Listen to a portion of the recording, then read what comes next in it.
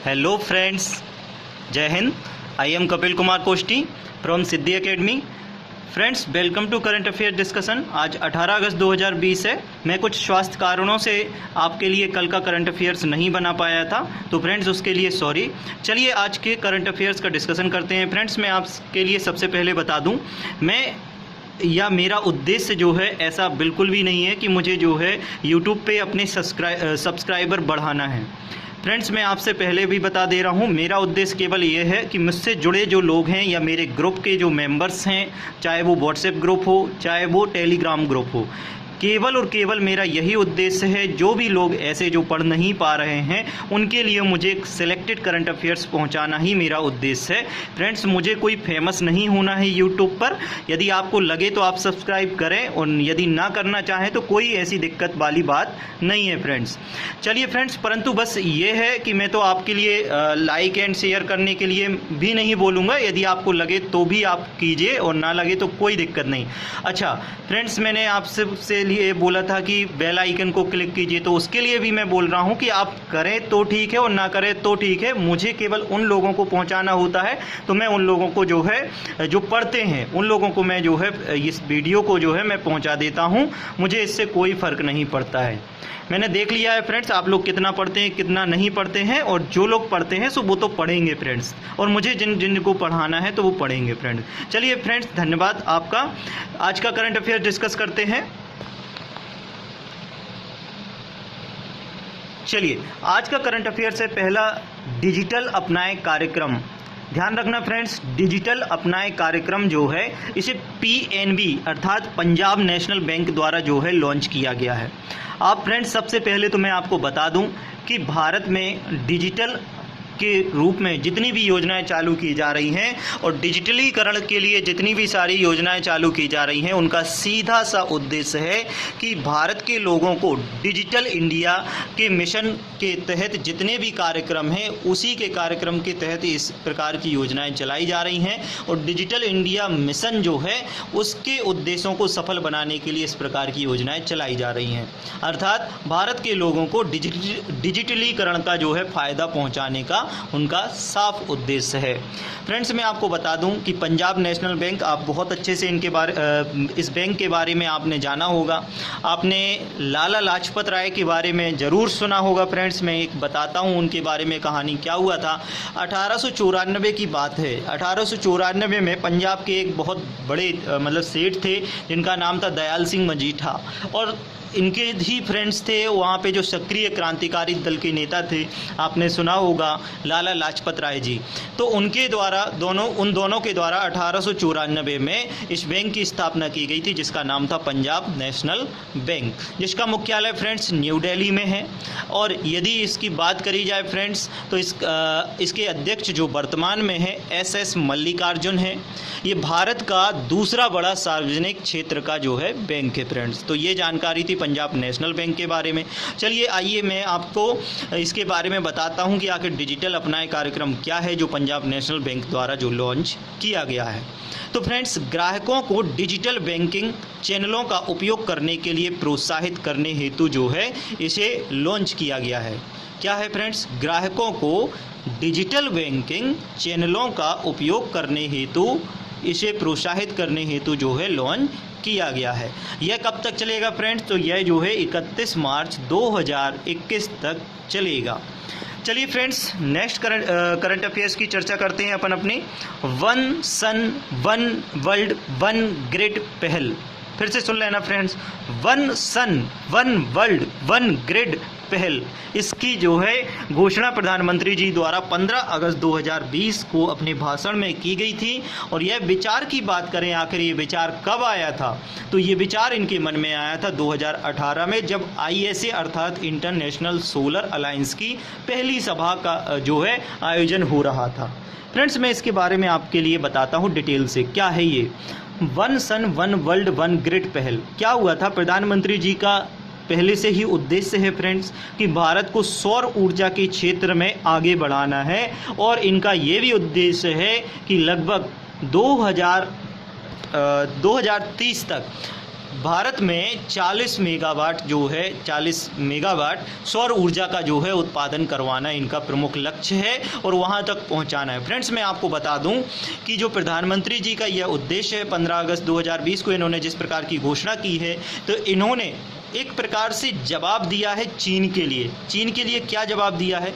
चीन का इनिशिएटिव था, उनकी योजना थी कि one belt one road OWOR का जो है इसके लिए जवाब है। फ्रेंड्स, मतलब यदि ये वन बेल्ट वन रोड, वैसे तो अपन ने इनके लिए जम्मू कश्मीर से जो है मना कर दिया है, यहाँ पे अपन नहीं बनने देंगे POK से, ठीक है। तो आखिर जो है इनका मिशन थोड़ा सा फेल होता दिखाई दे रहा है वन बेल्ट वन रोड का।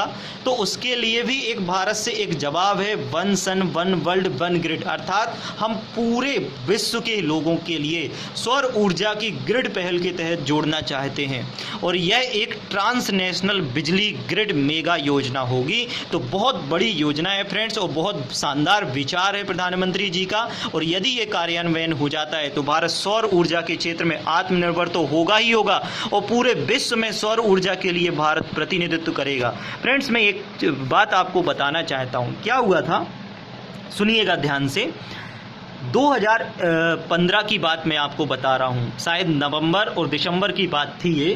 फ्रेंड्स, हुआ क्या था कि COP अर्थात कॉन्फ्रेंस ऑफ पार्टीज जो सम्मेलन चलता है, तो कॉन्फ्रेंस ऑफ पार्टीज अर्थात स्कोप 21 उस नंबरिंग का 21वां सम्मेलन का आयोजन चल रहा था और ये चल रहा था फ्रांस की राजधानी पेरिस में। वहाँ पे जो है भारत के प्रधानमंत्री माननीय श्री प्रधानमंत्री नरेंद्र मोदी जी और वहाँ के उस समय जो मतलब वहाँ के प्रधानमंत्री थे जिनका नाम था फ्रांसिस ओलांद, तो वो दोनों ने वहाँ पे जो है मीटिंग करी थी। और वो सम्मेलन किस मामले में चल रहा था, तो फ्रेंड्स आपको मैं पहले भी बता चुका हूँ कि वह चल रहा था जलवायु परिवर्तन के मुद्दे पर वह सम्मेलन चल रहा था, जिसमें डिसाइड किया गया था कि हमें जो है कार्बन उत्सर्जन या जो मतलब कार्बन उत्सर्जन के कारण जो टेम्परेचर बढ़ रहा है, तो लगभग 1.5 डिग्री टेम्परेचर को जो है रोकने का उद्देश्य बनाया गया था। 1.5 डिग्री टेम्परेचर कम करने का उद्देश्य जो है इनका 2015 में बनाया गया था। फ्रेंड्स, मैं आपको बता दूं कि जब COP 21 चल रहा था तो वहाँ पे अलग से मीटिंग करके माननीय श्री प्रधानमंत्री जी मोदी जी द्वारा और फ्रांसिस ओलांद द्वारा अलग से मीटिंग की गई थी और वहीं पे प्रधानमंत्री ने डिसाइड किया था, दोनों ने मिलकर, कि भाई एक प्रकार से हम जो है ये करना चाहते हैं कि अंतर्राष्ट्रीय सौर गठबंधन का जो है हम स्थापना करना चाहते हैं। तो फ्रांसिस ओलांद जी ने भी जो है बिल्कुल उनको सहयोग दिया था और बोला था कि बिल्कुल अपन दोनों मिलकर जो है करेंगे। तो उस समय ये हुआ कि आखिर कहाँ पे स्थापित होगा ये, तो हुआ ये कि प्रधानमंत्री जी ने कहा कि ऐसे बहुत से हेडक्वार्टर हैं जो लंदन में हैं, पेरिस में हैं, परंतु अंतर्राष्ट्रीय स्तर पर कोई ऐसा हेडक्वार्टर जो भारत में हो। तो भारत में होने के लिए प्रधानमंत्री जी ने प्रस्ताव रखा था और इनकी सिफारिश पर और इनका प्रस्ताव को मंजूरी भी मिल गई थी। तो इस पहल पर फ्रेंड्स 30 नवंबर 2015 को ISA की स्थापना हुई थी, अर्थात इंटरनेशनल सोलर अलायंस। क्या? इंटरनेशनल सोलर अलायंस की स्थापना की गई थी। हिंदी में बोलें तो अंतर्राष्ट्रीय सौर गठबंधन की स्थापना की गई थी। और इसका मुख्यालय कहाँ है? तो गाविल पहाड़ी, गुरुग्राम, हरियाणा में इसका हेडक्वार्टर है। फ्रेंड्स, यदि इसके वर्तमान अध्यक्ष की बात करें तो कौन है, तो इसके वर्तमान अध्यक्ष हैं फ्रेंड्स HE उपेंद्र त्रिपाठी। कौन है फ्रेंड्स? HE उपेंद्र त्रिपाठी इसके वर्तमान में अध्यक्ष हैं। अच्छा, इसके अलावा और भी अपन बात करें आखिर ISA के बारे में, तो फ्रेंड्स इसमें 121 देश शामिल हैं। कितने देश शामिल हैं? 121 देश शामिल हैं फ्रेंड्स।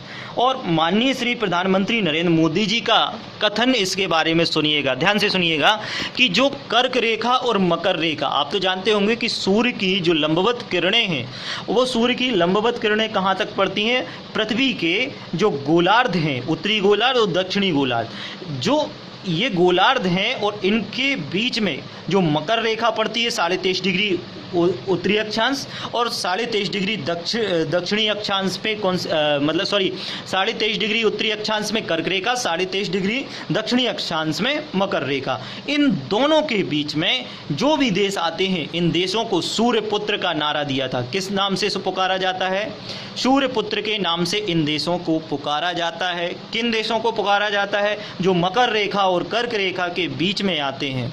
मकर रेखा और कर्क रेखा के बीच में भी मैंने आपको बताया कि मकर रेखा 23.5 डिग्री दक्षिणी अक्षांश, कर्क रेखा 23.5 डिग्री उत्तरी अक्षांश। इनको जो है हम क्या बोलते हैं? इन दोनों के बीच में जितने भी देश पड़ेंगे इनको सूर्यपुत्र कहेंगे, क्योंकि यहाँ पे जो है सनराइज या सूर्य की किरणें जो है कैसी पड़ती हैं? लंबवत पड़ती हैं, ध्यान रखना। तो इन देशों को यहाँ पे क्या होता है? इनको सूर्यपुत्र के नाम से पुकारा जाता है। इन्होंने प्रधानमंत्री जी ने इन देशों को सूर्यपुत्र कहा था। और यहाँ पे सौर ऊर्जा की क्षमता को बढ़ाने के लिए काफ़ी सारे प्रयास करने के लिए सभी देशों को बोला था। और जितनी भी प्रकार की तकनीक हो, चाहे मदद हो, तकनीकी सहायता हो, किसी भी प्रकार की सहायता हो, तो इस ISA की मदद से इन देशों को जो है दी जाती है। तो फ्रेंड्स, यही था कि ISA का मोटो है कि हमें ज़्यादा से ज़्यादा सौर ऊर्जा का उत्पादन करना है। तो आप ध्यान रखिएगा फ्रेंड्स, इसके बारे में कभी भी आपके एग्ज़ाम में क्वेश्चन पूछा जाता है तो आप इतनी जानकारी सफिशिएंट है, आप ज़रूर बता सकते हैं। बस याद रखना, 1 सन 1 वर्ल्ड 1 ग्रिड पहल के जो है इसका उद्घाटन किया है माननीय श्री प्रधानमंत्री नरेंद्र मोदी जी द्वारा, और इसकी घोषणा की गई थी 15 अगस्त 2020 को। अच्छा, ये क्या है? तो मैंने पहले भी बता चुका हूँ कि एक ट्रांसनेशनल बिजली ग्रिड मेगा परियोजना है फ्रेंड्स। चलिए आगे करंट अफेयर्स पे चलते हैं फ्रेंड्स।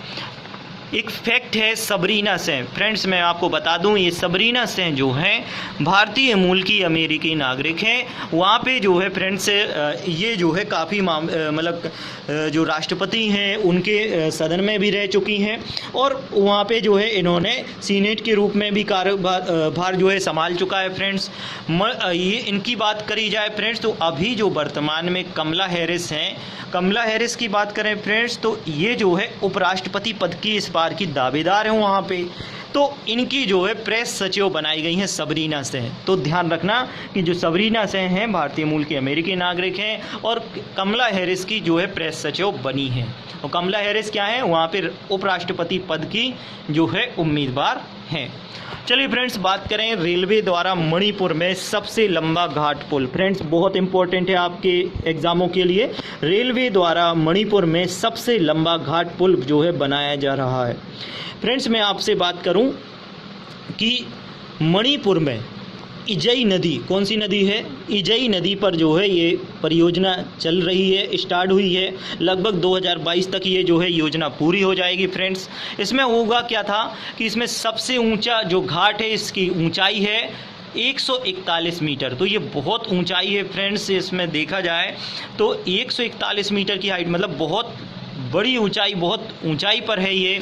और रेलवे द्वारा ये जो है पहल की गई है कि वहाँ पे जो है इतना ऊंचा और लंबा जो है घाट पुल बनाया जा रहा है। पुल की अनुमानित जो लागत होगी 280 करोड़ रुपए होगी। तो ध्यान रखना फ्रेंड्स कि ये जो है मणिपुर में सक्रिय है, ये योजना चालू हो गई है और 2022 तक ये कंप्लीट भी हो जाएगी। चलिए फ्रेंड्स, मैं मणिपुर के बारे में आपको कुछ बताता हूँ। मणिपुर की राजधानी आप वैसे भी जानते होंगे फ्रेंड्स कि मणिपुर की राजधानी है इम्फाल। क्या है राजधानी मणिपुर की? इम्फाल। और यहाँ के मुख्यमंत्री जो है फ्रेंड्स वर्तमान में एन बीरेंद्र सिंह हैं। कौन है? एन बीरेंद्र सिंह। और यहाँ के जो वर्तमान में राज्यपाल हैं नजमा हेपतुल्ला। कौन है? नजमा हेपतुल्ला। चलिए फ्रेंड्स, नेक्स्ट करंट अफेयर्स पे चलते हैं। जम्मू कश्मीर में नशा मुक्त भारत अभियान चालू किया गया है। फ्रेंड ध्यान रखना, जम्मू कश्मीर में नशा मुक्त भारत अभियान चालू किया गया है। ये जो चालू किया है तो समाज कल्याण निदेशालय द्वारा जो है इसे चालू किया गया है। आखिर ये कार्यक्रम किसका है फ्रेंड्स? तो सामाजिक न्याय और अधिकारिता मंत्रालय भारत सरकार द्वारा ये जो है अभियान चलाया जा रहा है, और वहाँ के समाज कल्याण निदेशालय द्वारा की पहल पर जो है जम्मू कश्मीर में नशा मुक्त भारत अभियान कार्यक्रम का उद्घाटन किया गया है फ्रेंड्स। इसका उद्देश्य वही है कि समाज में नशाखोरी के खतरे को रोकना है। ठीक है, यह भारत के 272 संवेदनशील जिलों में और जम्मू कश्मीर के 10 जिलों में जो है चलाया जाएगा। तो ये था फ्रेंड्स आपका जो है आज का करंट अफेयर्स।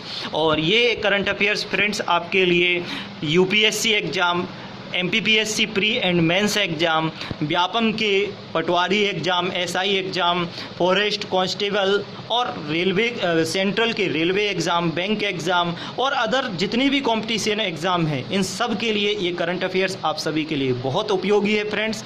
तो आप ज़रूर इसे नोट कर लीजिएगा और ध्यान से मतलब इसको याद करते चलिएगा और सेलेक्टेड करंट अफेयर्स पढ़िएगा। मेरा प्रयास यही है फ्रेंड्स कि आपके ऊपर करंट अफेयर्स का वर्डन ना हो, केवल और केवल आप सेलेक्टेड करंट अफेयर्स पढ़ें, अनावश्यक करंट अफेयर्स को मत पढ़ें। तो चलिए फ्रेंड्स, ये था आज का करंट अफेयर्स। आप सभी का बहुत बहुत धन्यवाद। Thank you very much for discussion. जय हिंद।